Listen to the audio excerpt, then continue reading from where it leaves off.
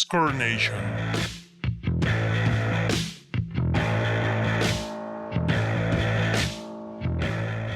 Hola, ¿qué tal, amigas, amigos? ¿Qué tal, Jorge? Estamos de regreso. ¿Cómo estás, Jorge? Muy bien, Yayito, después de unas vacaciones, pero todo bien, ya de nuevo en la rutina de Score Nation y un gusto estar de nuevo aquí frente a la cámara y los micrófonos. Estamos de regreso después de, el último programa que fue en diciembre.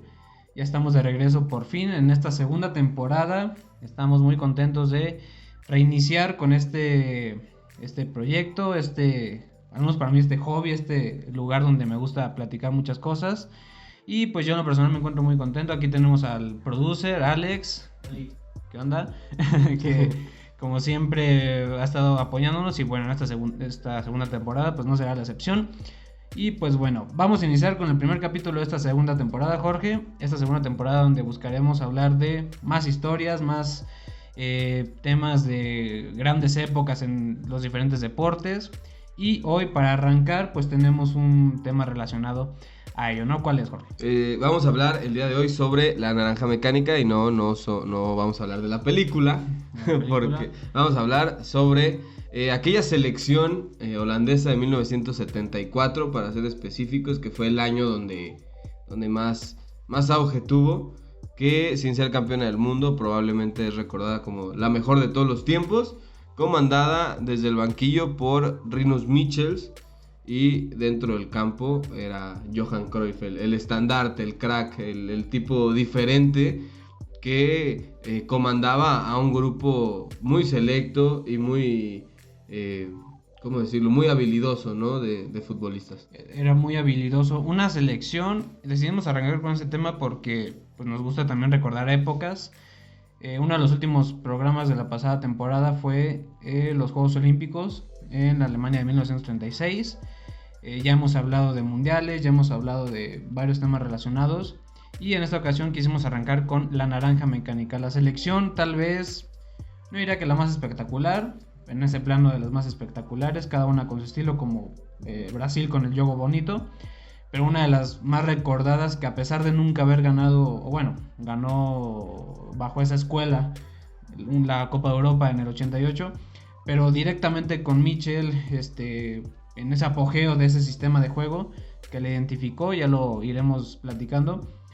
Una selección que es recordada por no haber ganado títulos importantes, pero sí grandes participaciones en mundiales, en Copas de Europa, pero sobre todo en los mundiales, ¿no? Que es donde más se vio este resurgimiento de una selección que tardó más de 30 años en clasificarse a un mundial, hasta que retornó en 1974 y que retornó con una maravilla de juego, ¿no? Es que ese mundial era raro porque había selecciones como Brasil, Argentina, la misma Alemania, que termina siendo campeona del mundo y que era la anfitriona en el 74, que eran las máximas favoritas, ¿no? Para llevarse el mundial. Y que de Holanda, si bien era esta base de jugadores del Ajax que habían ganado la Copa de Europa, ahora llamada Champions League del 70, bueno, la del 70-71, 71-72 y 72-73. La primera de ellas comandada por Rinus Michels. La base de esta selección eran estos jugadores, ¿no? La gran mayoría. En esos tiempos los jugadores no emigraban tanto a otros países, pero esta gran base de jugadores llevaba 3 Champions prácticamente consecutivas, llega al Mundial y por más que no se les consideraba favoritas, empieza el Mundial, su primer partido es contra Uruguay y en ese partido obviamente pues no lo vimos, pero hay videos, se ve que Uruguay se desespera demasiado. De hecho hay jugadores uruguayos que han dicho que nunca se han sentido tan superados que en otro partido, a pesar de que el partido nada más queda 2-0. En el video se muestra que pudo haber quedado 8-0 sin ningún problema. Holanda fue muy superior, Uruguay no podía salir del medio campo con balón controlado y eso fue como una llamada de atención al resto de los equipos de lo que iba a ser Holanda, que antes no venía a lo mejor con un estilo de juego tan marcado. También hay que decirlo que en ese tiempo era muy difícil estudiar a tus rivales, Yayo. Para los rivales de Holanda, por eso también fue esa super novedad, ¿no? Porque no había como, me voy a meter a YouTube a ver cómo les fue en tal partido. No, acá tenían que irlos estudiando jugando contra ellos y fue muy complicado para todas las selecciones poder parar un esquema táctico tan diferente a lo que se usaba en esa época. Sí, a ver, vamos por partes. Primero, este tema necesario, claro, el puerquito de las propinas. Vamos a ponerlo una vez. Que se quedó ahí arriba. Un cameo del producer aquí. Está más vacío, se enflacó en Navidad. Le saqué para una coca. Yo vi Navidad, pero sí estaba. Patrocínanos, Coca. Bueno, agua. Agua, como el bicho. A ver, vamos por partes. Primero, ¿quién era Rinus Michels? Ya destacabas el tema de esta base futbolística del Ajax, ¿no? Una base de futbolistas que, digo, la escuela holandesa es todo un tema, ¿no? En cuestión de fútbol, y que yo creo que tal vez si ponemos como que comparar cuáles son las que más han prevalecido a lo largo de los años, es de las más fuertes, ¿no? Porque, por ejemplo, en el caso de Brasil, con un tema similar, al ser una selección con un estilo muy particular, pues hoy es muy distinto, ¿no? Realmente cómo juega la selección brasileña, ¿no? El caso de Alemania, por ejemplo, tuvo muchas reestructuraciones, aunque siempre fue una selección muy completa. Esto del jugador poliposición, ¿no? Si se puede decir así, son cosas que se reforzaron más en los últimos años, pero la escuela holandesa es una de las que más se ha mantenido y se vio reflejado en el Ajax principalmente, que es el equipo más grande a nivel Países Bajos, y obviamente en cuestión de estilo de juego y de lo que como Johan Cruyff, el máximo representante, si se pudiera decir, o el caso de Michel, que lo reflejaron en la cancha, son quienes lo llevaron durante muchos años y hoy en día se sigue como que con esa base, ¿no? Pero ¿quién era Rinus Michels? Fue un técnico que nació en Ámsterdam, en Países Bajos, desde el 9 de febrero de 1928. Falleció en 2005 en Bélgica. Y pues él, digamos que aunque no tuvo una carrera como futbolista tan amplia como muchos otros que tienen incluso hasta más de 20 años de carrera, él jugó solamente 12 años, pero pues digamos que dejó reflejada toda esa experiencia después en su preparación y su trabajo como director técnico. Sí, Michels hace 2 años como jugador, 39 años como director técnico. Gana 14 títulos, todos con clubes. La única selección que dirige en 3 etapas fue la selección neerlandesa, y que en ninguna de las 3 etapas logra un título. Entonces es un entrenador probablemente de los más importantes del fútbol en la historia, por cómo cambia el estilo de juego. Como dice Yayo, a lo mejor en este momento no se nos hace espectacular el cómo pudo haber llegado a jugar esa selección. Aunque hay factores, hay características, ¿no? Muy... Exacto, tiene algunas características que por ejemplo, el otro día estaba viendo videos de ellos y me hizo un tío, es que juegan como si viéramos jugar a niños actualmente, porque iban todos detrás del balón, pero era algo que no se hacía, y la presión alta, estos factores que en el fútbol no se conocían, y que Rinus Michels fue quien plantea todas estas bases para que después podamos ver al Barcelona de Pep Guardiola ganarlo todo jugando espectacular. Entonces creo que Rinus Michels es de los técnicos más importantes en la historia del deporte, que si bien como jugador no tuvo una trayectoria tan vasta en títulos ni en años, ¿no? Sí, no, y se le va a ser recordado más por incluso ver la comparativa, o sea, 39 años de técnico, ¿cuántos técnicos llegan a esos números, ¿no? Esos números de haber dirigido, ¿no? Y a lo mejor también como técnico, pues sí, tiene varios títulos. A nivel selección no se le da esta parte de los títulos de ser multicampeón, como podemos recordar a Joaquín Low, como Vicente del Bosque, ¿no? Técnicos que han sabido lo que es ganar muchos títulos y importantes títulos, pero el aporte que dejó para el fútbol, una escuela totalmente única, creo que es lo maravilloso de esto, ¿no? Independientemente de que esa selección fue pobre en títulos, muy pobre, fue muy rica en espectáculo y muy rica en funcionamiento, ¿no? Enseguida, como vamos a desarrollar, porque hay un punto clave del por qué no fue tan efectivo al final su esquema táctico para poder ganar títulos, ¿no? Pero de que fue espectacular y fue innovador, lo fue, ¿no? Eso es algo que por algo, gracias a ese estilo de juego y por el color de la camiseta, es por lo que se le llamó a Países Bajos como esa naranja mecánica. Es que jugaban como una maquinita, era lo que se decía, era como una maquinita. Que él así lo describía, bueno, no tal cual, pero hablaba mucho de que si una pieza fallaba, pues iba a fallar todo lo demás. Imagínate el nivel y la intensidad de entrenamiento. Exacto, ¿no? Era una intensidad de entrenamientos que se veía en el juego. Talento que se necesitaba. Porque en ese tiempo, aparte, en los futbolistas no se les podría considerar como hoy, sí, tal cual atletas, ¿no? O sea, no eran tan atléticos, no se exigía tanto este atleticismo. Entonces llega este Ajax con un parado táctico diferente, con un estilo de juego diferente, y aparte con futbolistas atléticos. Entonces te rompe todo el esquema que tú tenías planteado, así como en los primeros mundiales llegó Uruguay con posiciones en los jugadores. Entonces esto hace que no te esperes y no sepas qué sea lo que va a pasar. Y fue lo que se vio. Todos atacaban, todos presionaban, y si había que defender, defendían todos. O sea, era el único que tenía una posición segura era el portero. De ahí en más, el centro delantero podía terminar como defensa central en una jugada, y medio se acomodaban otra vez, y ya ahora sí cada quien retomaba su posición. ¿Te parece si ahondamos un poquito ya en ese estilo de juego? En nombres también, porque sí, claro, claro. Recordamos a Johan Cruyff como el principal, sobre todo porque fue el único de los pocos que sí salió de Países Bajos y triunfó después en el Barcelona, una estrella única en el Barcelona, ¿no? Pero digamos que pues, obviamente como una maquinita pues, son varias piezas fundamentales las que empujaban a esto, ¿no? En la portería pues digamos que era la única posición que se mantenía fija, ¿no? Fija, estable por obvias razones. Digo, a lo mejor si Jorge Campos hubiera jugado en esa época, imagínate, en la selección se va de centro delantero en una jugada, ¿eh? Exactamente, pero pues la base en las líneas defensivas, en medio campo y adelante, cómo cambiaban los roles, es lo que resaltó a varios futbolistas, ¿no? Como el caso de Johan Neskens, Johnny Rep, el mismo Johan Cruyff, que era como que una especie de falso 9, media punta, ¿no? Que se movía bastante, que bajaba hasta defender y recuperar junto con otros.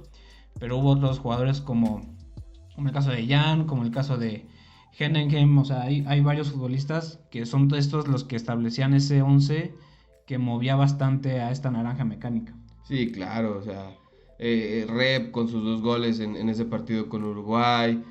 Y Cruyff que fungía de falso 9, Yayito, pero que regularmente sus principales jugadas individuales eran desde atrás del medio campo, quitándose a 5 rivales y llevándose el balón hasta el área rival. En un partido de ese mundial, no recuerdo cuál, creo que fue en la final, no estoy bien seguro. ¿Del 74? Ajá, pero se quita a todos. Y, sí, fue en la final contra Alemania, porque me acuerdo que Beckenbauer ya iba a ir a marcarlo, pero no llega porque el otro central le comete penal contra Alemania Federal. Ajá.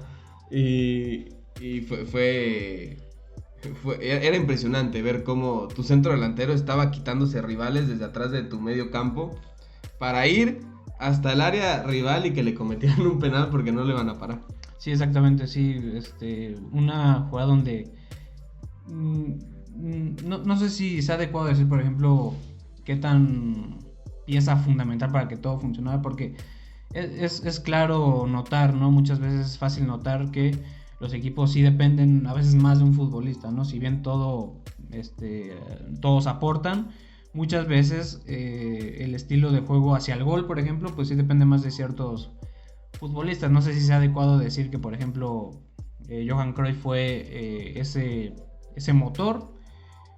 Es una realidad que era el que más tenía talento y le alcanzó para triunfar en otros lados como jugador y como técnico. Pero algo importante de resaltar es que, pues, así como él jugaban todos los demás.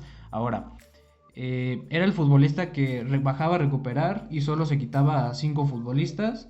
Se quitaba a 5 jugadores que lo marcaran. Tenía una gran técnica para pegarles de fuera del área. Tenía una gran técnica para entrar a cortar hacia adentro, para quitarse futbolistas. Y era muy ágil. Era un jugador alto, aparte de eso. Era un tipo muy alto y se veía estético a la hora de hacer los controles, porque regularmente muy ágil. Se tiene la creencia de que el jugador alto es más torpe o menos elegante, Algo que se ha visto roto varias veces. Sí, ¿no? o sea, yo recuerdo Zidane, por ejemplo, también. Zidane, Zlatan, Van Persie, ¿no? Futbolistas altos que han ido rompiendo ese estigma, pero sí, Cruyff fue uno de los primeros en demostrarlo. Exactamente. Ahora, ¿cuáles serían? Yo me imagino a lo mejor unos 2 o 3 puntos fundamentales de ese estilo de juego. Uno, y vamos a irlos explicando, lo adelantadas que estaban sus líneas. Un equipo que jugaba mucho a la presión en cuanto perdían la pelota, presionaban hasta recuperar el esférico, ¿no? Pero para esto, obviamente, había ocasiones que realmente eran raras ocasiones, pero eran de esas herramientas que tenían ahí guardadas que nadie más hacía, de que 4 o 5 jugadores fueran sobre el mismo rival a quitarle la pelota, ¿no? Para esto, pues adelantaba mucho la línea defensiva, porque constantemente lo que se buscaba era mantener el esférico, mantener la posición desde el medio campo hacia adelante, ¿no? Que era lo que buscaban. En cuanto la perdían, corrían en búsqueda de recuperar el esférico. La otra, el desempeño de cada futbolista, cómo había sido preparado, cada uno podía desempeñar cualquier posición, ¿no? Básicamente, que esa era la filosofía de Mitchell, ¿no? Que cada futbolista pudiera digamos, desempeñarse ya sea en aptitudes defensivas, como hacia el ataque, en velocidad, en resistencia, lo cual le dio el nombre a que todos conocemos como el fútbol total. Exacto, o sea, Mitchell les exigía a sus jugadores manejar mínimo 2 posiciones, o sea, a la perfección, ser funcionales en mínimo 2 posiciones. ¿Esto por qué? Porque al final, como dijimos hace rato, terminaban en una posición diferente por estos recorridos. Si ven los videos, se ve como se aglomeran como si fueran abejas, se me viene a la mente, y se aglomeran todos a por el del balón, cortando líneas de pase de manera inteligente. No es solo una aglomeración, un amontonamiento, en triangulaciones. Exacto. Que se iban moviendo, se iban rotando, pero todos bajo un mismo eje, ¿no? Exacto, y rompían líneas de pase, rompían líneas del rival para recuperar de manera más efectiva la pelota. Era una efectividad altísima de recuperación de balón que... si hay que mencionar algo, Yayo, de lo que decías de las líneas adelantadas, fue lo que le dolió sobre todo en la final. Sí. Adelantar sus líneas, entonces quedaban mal parados atrás con balones largos, con delanteros veloces, que en la final se ve como por ahí es donde empieza a perder. Creo que fue Gerd Müller el que hizo los 2 goles por parte de Alemania. Entonces era lo único que le dolía a esta selección holandesa. Sí, y porque la cancha no podía tener a 14 jugadores, ¿no? Imagínate. Pero es que lo curioso es eso, que era una selección, esa era su debilidad. A lo mejor hoy, si no tienes buen marcaje atrás, pues te van a apabullar a balonazos, ¿no? Aquí la cuestión es que, y por lo cual como que esa misma, ¿cómo decirlo? Así como fue su bendición, fue su maldición, es que era innovador el trabajo de Mitchell. ¿Por qué? Porque, en primer lugar, la resistencia que requerían era sobrehumana, ¿no? Prácticamente. Que al final, pues, fue lo que más les pesó, ¿no? Requerían ser futbolistas que, aunque estuvieran las líneas adelantadas, cualquier balón filtrado bajaban a toda velocidad y recuperaban la pelota. Por eso es que fue tan efectivo. Pero, ¿qué es lo que sucedió con el paso de los partidos y en un torneo tan exigente, lógicamente, como un mundial, donde no juegas cada semana, juegas con menos días de descanso? Sí, prácticamente te necesitas 3 partidos por semana en un mundial. Sí, pues a la final obviamente llegaron muy desgastados, llegaron totalmente desgastados de un estilo de juego tan exigente, tan exigente, que digamos que fue lo que los afectó contra una Alemania federal que pues desde entonces ya era una gran selección. Y muy dominante, aunque claro, de eso se fue como que reforzando más en posteriores mundiales, ¿no? Exacto. Pero fue ahí lo que más lo afectó. Creo que aparte, o sea, ya para la final, si no habías visto partidos de Holanda, ya era demasiado, ¿no? ¿Por qué? Porque si bien no existían, insisto, la accesibilidad tan fácil a las grabaciones, pues se sabe que los equipos y las selecciones mandan técnicos o mandan gente a ver partidos del rival para analizarlo, para estudiarlo, claro. y se sabe, sobre todo en esos años, insisto, ahorita es mucho más sencillo conseguir los videos, pero en esos años Alemania creo que sí lo estudia porque se cuida de ciertas cosas. Al fin y al cabo la genialidad de Cruyff es la que hace daño, pero creo que Alemania se cuida y se sabe resguardar de ciertas cosas, aparte de que Alemania tenía el mejor defensor central de todos los tiempos, Franz Beckenbauer, ahí. Entonces también era mucho más complicado para ciertos jugadores holandeses driblarlo, ¿no? que al resto de los rivales. Sí, totalmente. Y para ese momento, digo, una selección que su estilo de juego al ataque le permitía jugar fluido, que le permitía jugar a muchos pases, pero rápido hacia el frente, y que terminaba consiguiendo muy buenos goles, fue detenida, ¿no? Así de manera abrupta, ¿no? Porque es muy similar, yo me acuerdo, ¿no? A lo que pasó con el Maracanazo. Todo el mundo esperaba que Brasil, esa selección que iba jugando de maravilla, que dominaba a los rivales como ninguna otra, todo el mundo esperaba que ganaran la final. Llegan contra Uruguay y pierden esa que fue desastrosa, esa derrota que fue más que un partido perdido. Creo que es un caso similar acá, ¿no? La diferencia es que la reacción social incluso fue diferente después en el recibimiento, ¿no? Pero sí, aparte de Brasil era local, acá el local era Alemania. No, y aparte, ¿no? Pero a lo que voy es que fue una selección que fue parada así de forma tajante, dominada totalmente. Se estrellaron contra un muro prácticamente. Y mostraron como que una faceta muy distinta a lo que venían mostrando durante todo el mundial, pero a causa de este cansancio, ¿no? De este cansancio, a lo mejor si hubieran sido menos partidos, igual y sí se lleva. Ajá, exacto. O sea, imagínense que te echas toda la temporada jugando con este mismo ritmo, porque los tipos del Ajax ya venían con este ritmo de competencia. Llegas al mundial a jugar cada 2 o 3 días. Y es que antes, bueno, no sé si recuerdes o has visto ya yo que se jugaba como 2 fases de grupos en los mundiales. Era tu fase de grupos primera y después hacían como otros 2 grupos de 4 participantes y los 2 que hicieran más puntos eran los que llegaban a la final. Estaba medio enredoso el asunto. Entonces era cada 2 o 3 días los partidos, fueron muchos partidos, muchos rivales sudamericanos, se enfrentan con Uruguay, se enfrentan con Brasil, se enfrentan con Argentina, les ganan a los 3 de manera que sencilla. Por eso también se reforzó su imagen, ¿no? Porque derrotó a selecciones que eran, sobre todo Argentina, que en esa época ya estaba jugando de maravilla. Sí, exacto, no, y Argentina probablemente le dio uno de los peores bailes que ha recibido Argentina en un partido, siendo una de las mejores selecciones de toda la historia. Fue tremendo, es tremendo cómo era tan sencillo quitarse a los rivales del camino para esta selección holandesa, que si bien se sabía que si había un rival decente o un rival que le pudiera equiparar fuerzas, iba a ser la selección alemana con Müller y con Beckenbauer. Sí, era esa selección. Y ahora, algo como viendo ese reflejo de lo que era esta escuela, vamos a andar un poquito en Johan Cruyff, porque si bien toda esta naranja mecánica era conformada por muchas piezas de gran calidad, ¿no? Individual, pero que colectivamente ya se conocían, sobre todo por haber jugado esta base desde el Ajax, ¿no? Que se traía.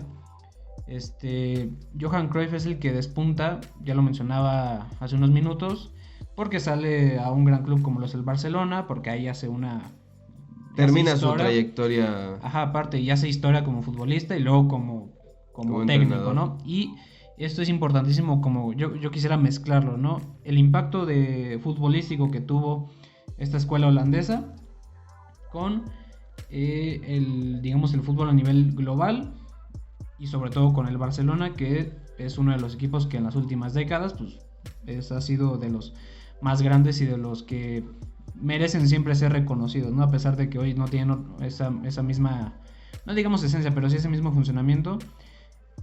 Fue tal el impacto de esa escuela holandesa de fútbol que llevó a uno de los clubes como el Barcelona a ser de los más grandes de la historia, de la mano en gran parte de Johan Cruyff. Sí, es que, bueno, el caso de Johan Cruyff, ella ahorita te va a aventar una pregunta sobre eso, junto con Beckenbauer, uno de los futbolistas que también brilló de manera excepcional como director técnico.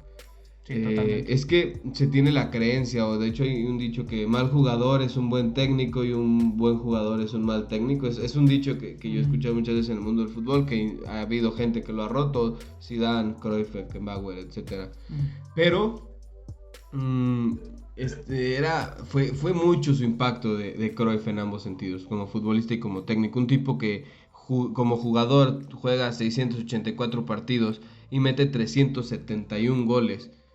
Sin ser centro delantero como tal, sin ser un 9. Sí, con el tipo de fútbol que desplegaba tan en movimiento, ¿no? Siempre. Exacto, o sea, es más de... Tiene un promedio de arriba de 0.5 goles por partido, eso es Es bestial. Sí, es que es demasiado, o sea, nosotros estamos acostumbrados a ver a Messi y a Cristiano Ronaldo hacer goles hasta por los codos si es necesario, pero este promedio de goles es muy muy alto.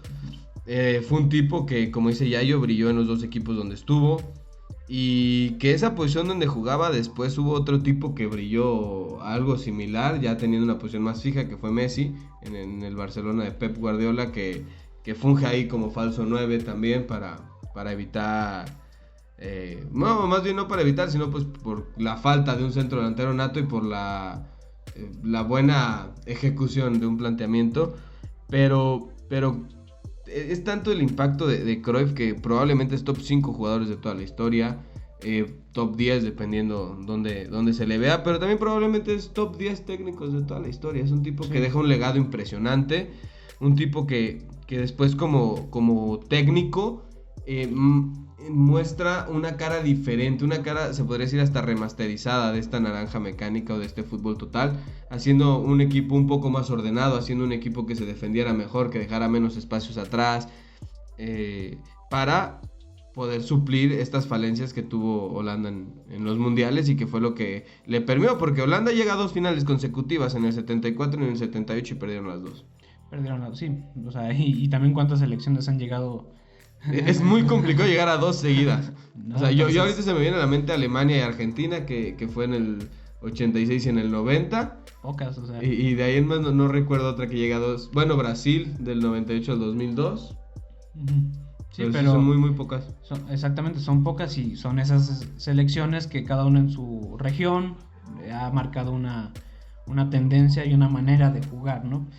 En este caso es tal el impacto del fútbol holandés de la mano de Johan Cruyff, que pues es ahí donde comienza esta base de técnicos y jugadores del Barcelona que le dieron ese estilo tan particular, que luego se vio reflejado también en España, en la selección española, con el llamado tiki-taka, y ese estilo de juego tan de fútbol total. O sea, y es así como... esa era la filosofía, ¿no? Fútbol total, ¿no? Un fútbol equilibrado en cada una de las partes del campo, y que hiciera, digamos, más allá de las funciones requeridas, a lo mejor en cuestión de la posesión del balón, aprovechar las individualidades, y que todo esto pues formara como que esa maquinita que iba generando goles, iba dominando partidos, como lo fue mucho tiempo el Barcelona, ¿no? Pero el inicio fue con Johan Cruyff, y como lo mencionas, cuántos técnicos como futbolistas también fueron grandes, ¿no? O sea, cuántos fueron en ambos rubros. De lo más grande, muy pocos. A lo mejor hoy, si hablamos de los más grandes técnicos o de los más afamados, como Pep Guardiola, Mourinho ni siquiera fue... Klopp. Jürgen Klopp, o sea, tal vez el caso más apegado a un buen fútbol fue Pep, ¿no? Tuvo muy buenos momentos en Barcelona, pero no, exacto, y no es equiparable a lo que hace Cruyff. Exactamente, u otros técnicos ya retirados como Ferguson, ¿no? Que también es un imperio de títulos, y como futbolista pues no se recuerda tantas cosas, pero Cruyff hizo ambas cosas, en ambos rubros fue dominante, fue protagonista, ¿no? Es que sí estoy tratando de recordar a otro técnico que haya sido así, porque o sea, se me viene a la mente, como jugador Maradona fue grandísimo, como técnico no le va tan bien. Tuvo muchos momentos importantes, pero pues, no llega tanto a tener un gran impacto. Hasta ahí, o sea, estoy tratando de recordar. Beckenbauer, insisto, para mí pues, fue bueno en ambos lados, pero igual... Zidane, pues con el Real Madrid no se ha visto con otro equipo. Exacto, Zidane con ese Madrid de las 3 Champions. Es complicado. Sí, o sea, sí, es difícil pensar en de ahí se genera esa regla, pues sí, como que esa regla de si fuiste buen futbolista no vas a ser buen técnico, o viceversa, ¿no? Sí, que por ahí se rumoró mucho tiempo que Pelé no quiso ser técnico por lo mismo, porque él decía que iba como a manchar un poco su legado. Golpes al ego. Ajá, sí, de por sí no tiene el señor ego, ¿no? Con sus 1000 y tantos goles en entrenamientos. Son estrellas, si gol, velo. Huguito. Postulado para el Real. Florentino, ya sabes dónde contactarlo. Pero pues sí, o sea, ¿cuántos futbolistas, cuántos técnicos tienen esa grandeza? Si juntamos todo, pues es un mundo de victoria, ¿no? Lleno de victorias. Pero bueno, esta es importantísimo mencionarlo. Creo que por eso es que el fútbol holandés a lo mejor a nivel liga no es para nada comparado como lo pudiera ser al menos en la actualidad, comparado como lo es la liga española, mucho tiempo la liga italiana, ¿no? O el caso de la liga alemana, si acaso, solo que está dominada por un solo equipo, pero a nivel de competencia interna, creo que en Países Bajos hay muchos ejemplos de buen fútbol, pero hay una escuela muy marcada y no hay tantas diferencias como las pudiéramos encontrar a lo largo de la historia, como en la Liga Española, por ejemplo, ¿no? Que son lo dos. que era el Barcelona, lo que pudo hacer el Real Madrid y lo que ha hecho, lo que hizo el Atlético de Madrid cuando le ha ido bien, ¿no? O en la Bundesliga, que más allá del Bayern, creo que la competencia también es muy interna, pero en sí, en la Eredivisie, no es una potencia futbolística, porque no hay ningún futbolista que sea de esa liga y que sea reconocido por estar nominado a grandes premios, o hay pocos, evidentemente. El problema del Eredivisie actualmente es que, pues, primero no hay un equipo que tenga el dinero que tienen equipos en otras ligas. Sí, como y se sabe las que inversiones del Manchester City, sí, o sea, el Barcelona, el Real Madrid, aparte, ¿no? los sueldos que llegan a pagar, lo que llegan a ofrecer. O sea, brilla Matthijs de Ligt y se va a la Juventus. Brilla Frankie de Jong, se va. Barcelona. Brilla Van de Beek, se va. Está brillando ahorita Anthony y todos lo quieren porque se va a ir. Sí. Y se sabe que se va a ir. Entonces, está brillando Haller, se va a ir. Los futbolistas que brillen ahí van a salir a otros equipos. Eso va a ser muy, muy obvio porque no existe el potencial económico para sostenerlo, ¿no? Y se ha visto con otros equipos como el PSV que ha tenido jugadores que han ido brillando y también se tienen que ir yendo porque pues no se puede competir simple y sencillamente en cuestión monetaria con estos equipos. Pero sí, creo que actualmente la Eredivisie por eso se puede considerar menos competitiva a nivel fuera. Que digo, Ajax, el actual, está compitiendo muy bien en Champions, a ver hasta dónde les alcanza. Pero pues es un contendiente esta temporada por lo que están haciendo. Pero igual alejado, ¿no? Lo curioso es que, digo, al menos yo lo he identificado en nuestro caso como en el fútbol mexicano, que cuando se va un futbolista para allá, por ejemplo, le va bien y generalmente rinden bien porque pues se habla mucho de que van a aprender ahí otras cosas, ¿no? Muy particulares a lo mejor del fútbol neerlandés que no se tienen en otros lados, ¿no? ¿Qué digo? Aparte creo que al mexicano le puede ir bien porque el fútbol mexicano es muy intenso también como se juega en Holanda. Entonces creo que llegar con una escuela similar en el aspecto mínimo físico y de intensidad te puede ayudar a no caer tan lejos de lo que buscan los equipos, porque sí, regularmente al mexicano, fuera de Eric Gutiérrez, que pues apenas está retomando el rumbo en el PSV, a todos los demás se han ido prácticamente como ídolos de la liga holandesa. Pues sí, el caso de los primeros casos, el de Maza Rodríguez, Salcido, después Guardado, después Moreno, después el Chucky Lozano. O sea, ha habido varios futbolistas Edson ahorita es titular, inamovible con el Ajax, jugando muy bien. Jugando bastante bien, ¿no? Y digamos que es curiosa esa conexión, ¿no? Porque incluso está en esa, ¿cómo decirlo? En esa intención de aprender de Holanda. Aquí en México, por ejemplo, se llegó, ¿te acuerdas cuando a las Chivas llegó Johan Cruyff? Y era el único momento donde un equipo con esa tradición iba a meter futbolistas nacidos en Holanda. Ya había como 3 o 4 futbolistas que nacían de esa escuela. Después, por muchas circunstancias, no se dio nada. Pero, gran proyecto. Bueno, apostabas en un gran proyecto. Digo, tienes a Johan Cruyff en tu dirección deportiva, imagínate, ¿no? Lo que vas a vender, al menos en camisetas. Pero se vendieron. Pero la cuestión aquí es que es tal el alcance, a lo que ves que está al alcance del fútbol holandés, que si bien a lo mejor en cuestión de títulos de su liga, de su selección, no podemos hablar tanto como hablaremos de otros países, la escuela del fútbol, el aprendizaje que siempre, esa cátedra que siempre se puede desprender de personalidades del fútbol holandés siempre va a estar. Y mencionamos a Johan Cruyff, pero después ahorita vamos a hablar un poquito de la selección que ganó la Copa de Europa en el 88, donde estaba Koeman, quien fue apenas técnico del Barcelona. Estaban los hermanos de Boer, ¿sí? ¿Mande? Estaban los hermanos de Boer también, ¿no? Sí, si no me equivoco. Estaba Gullit. Estaba Ruud Gullit. Y pues Van Basten, ¿no? Estaba Rijkaard. Sí, había. De la época. Pero... Marco Van Basten, 3 balones de oro, impresionante. Pero lo que voy es eso, que tal fue el alcance y esa buena reputación del fútbol holandés que llegó a muchos rincones, ¿no? Del mundo, ¿no? Y que al menos en Europa sí se mantuvo como que una gran escuela, reflejada principalmente en el Barcelona, y a nivel local pues son grandes formadores de futbolistas, ¿no? Siguen formando grandes futbolistas. La selección no hace mucho, en el Mundial pasado pues llegó a una semifinal, perdió contra Argentina justamente, en 2010 llegó a una final, con una gran participación, gran participación, pero perdieron ante la mejor de la época, ¿no? O sea, una selección que le faltan los títulos, le falta a lo mejor, y a nivel liga también faltan esos títulos, pero si algo tiene que no tienen otros países, es esa escuela de fútbol, esa gran cátedra que te pueden dar técnicos nacidos y formados futbolísticamente ahí. Sí, mi error no estaba de Boer. Los hermanos de Boer no estaban, pero sí, los demás sí. Una gran selección en el 88 también. Pero... Sí, espectacular. Sí, claro. Y era Rinus Michelsel, el director técnico en ese momento. De una selección que marca otra época, ¿no? Con estrellas a lo mejor. Si bien Marco Van Basten era su superestrella, probablemente uno de los mejores delanteros de todos los tiempos, tenía otros nombres que hasta la fecha son sonados, como el caso de Gullit, el caso de Rijkaard, que después es técnico del Barcelona y también le va muy bien.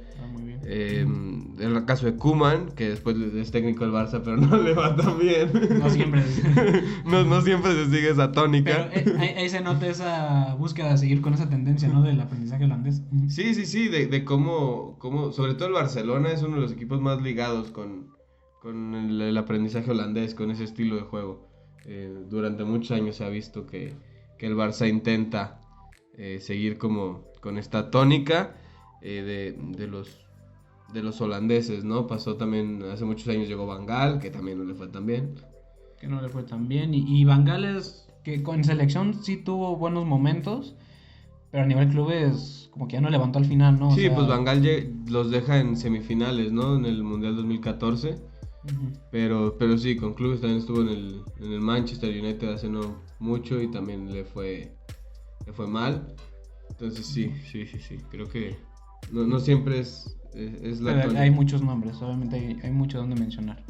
Y ya para cerrar, vamos a hacer como que una especie de recuerdo, no sé, para ti, ¿qué selecciones consideres que sean como la selección neerlandesa que hayan marcado una época? Yo voy a mencionar, además de Países Bajos, a dos, que son Brasil, totalmente. El juego bonito que se extendió muchísimos años, ¿no? Y que hoy es muy distinto. Sí, que empieza por ahí del 82, uh-huh. Más o menos. Pero sí, después el surgimiento de incontables leyendas, ¿no? O sea, no grandes futbolistas, leyendas de fútbol. ¿Qué digo? Brasil venía marcando época ya desde los 50, ganando mundiales, 60. Con O'Reilly, entonces, exactamente.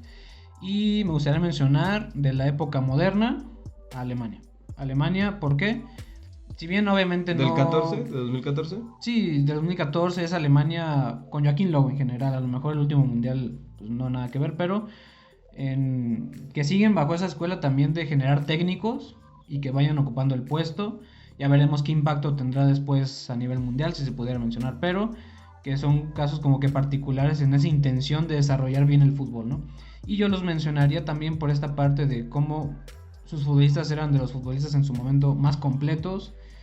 Yo resaltaría más a Thomas Müller, que para mí en lo personal era el máximo ejemplo de un futbolista totalmente ofensivo, claro, pero que te podía desempeñar este papel de... Müller es este tipo que no es una superestrella, pero nunca te lo quieres enfrentar.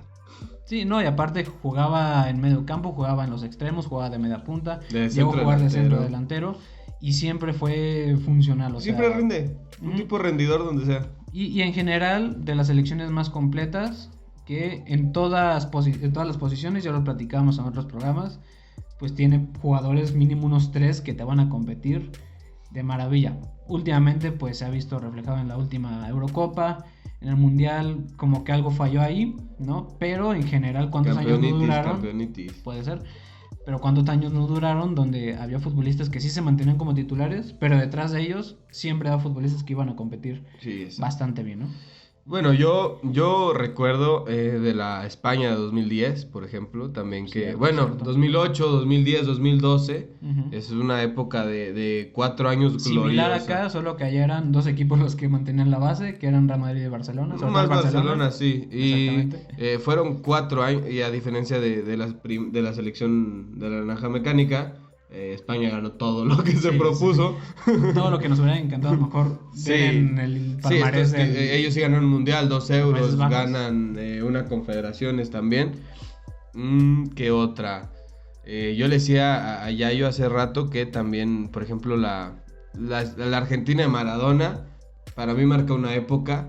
Si bien era por el impacto, sobre todo, que generaba Diego, creo Una que... gran sombra en muchos aspectos. creo que aparte la selección como tal fungía bien y fue una selección que al fin y al cabo llega a dos finales del mundo.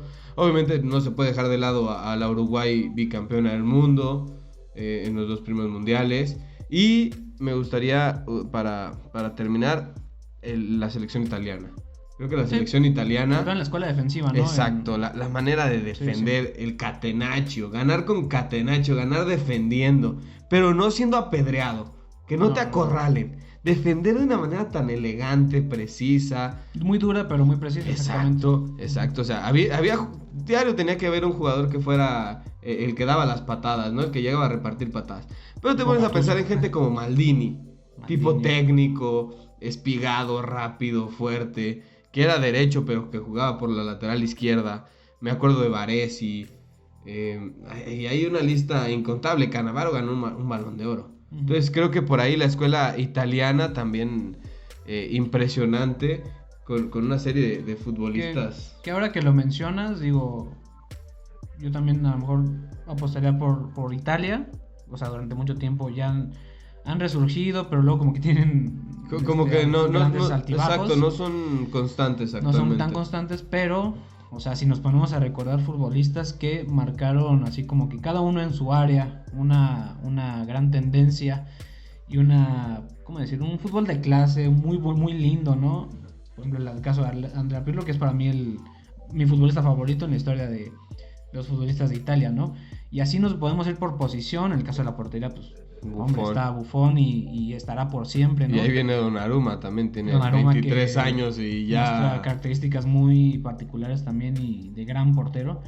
O sea, sí, también la escuela italiana que en muchos aspectos, pero sobre todo en lo técnico y en lo defensivo, creo que es donde más resaltaría. No, y aparte la escuela italiana que tenía delanteros que la que tenían era gol, Sí, claro. O sea, por eso era tan efectivo su estilo de juego, porque el delantero tenía una y te la clavaba y se acabó el partido 1-0 porque no ibas a hacer nada. Pero sí, creo que o sea, si tendría que poner 3, pondría a la Holanda del 74, a Italia por ahí de los 80s, diría yo, 90s, una Italia que se termina extendiendo con diferentes jugadores, sobre todo Maldini, que para mí es el mejor futbolista italiano. Y como tercera me gustaría poner a Brasil del 82, que es la que empieza, ¿no? con este resurgimiento, con gente como Sócrates. Pero sí, creo que esas 3 podrían ser mis Y hace falta mencionar, por ejemplo, a Francia también, que Francia, a nivel liga nada que ver, pero a nivel selección, pues, hombre. Inglaterra, que gana el Mundial del 66. Es que podemos hablar casi de todas. Sí, pues, porque hubo... y sudamericanas. Sí, más. sudamericanas yo 3, que fueron Argentina, Brasil y Uruguay. Sí, pues, las más grandes. Y de Europa sí hay como algunas más. A pesar de que no tengan títulos, como el caso de Holanda, que no tienen un mundial. Inglaterra, que casi no tienen tampoco. Inglaterra tiene un mundial. Pero sí, creo que por ahí esas 3 serían mis apuestas, que creo que son y prevalecerán, ¿no? Durante muchos años este misticismo por lo que hicieron. Sí, totalmente, pero bueno, del viejo continente han nacido las grandes proezas en su mayoría del fútbol. Pero bueno, ¿te parece si damos cierre hasta aquí este primer capítulo de la segunda cortito, pero temporada? Estuvo cortito, bien. Pero como siempre, nosotros disfrutando platicar de muchos temas.